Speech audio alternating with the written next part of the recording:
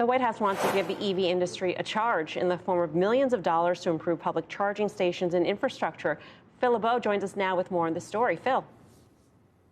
Hey, Melissa, this is part of the White House's ongoing push to expand EV adoption. And a big part of that, as we've talked about many times, is the fact that you have a lot of people who, when it comes to buying an EV, say, well, I can't really do anything if I don't drive it, or if I want to drive it long distances because of charging anxiety and the fact that the charging network in this country, it stinks, in the words of many people, the public charging infrastructure. Aside from the Tesla supercharger network, there's a lot to be desired in terms of the public chargers, which is why today the White House is saying that it's taking a number of steps between today and yesterday. Here are those steps. First of all, it's going to be coming out with new charger tax credit rules for those people who want to put a charger in their home.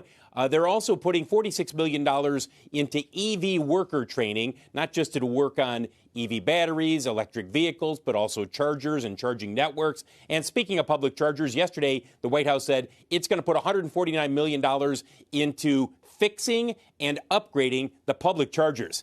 Please, anybody who drives an EV will say, please do that, because the public chargers in this country wildly inefficient in terms of sometimes you stop and you get one that works. A lot of times you stop and you get one that is either broken, is very slow to charge, and people generally are not happy with the system overall. There are 170,000 public chargers in this country. As you take a look at shares of EVgo and ChargePoint, keep in mind that the Biden administration is pushing to have 500,000 chargers in this country.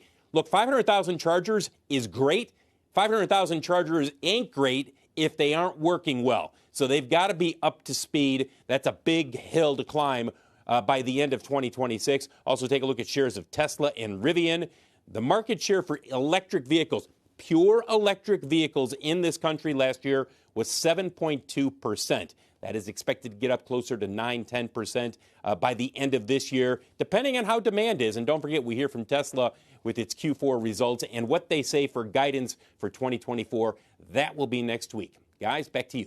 Yeah, and then the public perception, too, Phil, in terms of the performance in the cold. Just a couple days ago, there were those pictures from Chicago, Tesla graveyard because of the cold. Cold weather isn't a friend for electric vehicles at all in terms of charging performance. No, and that's not a surprise, Melissa.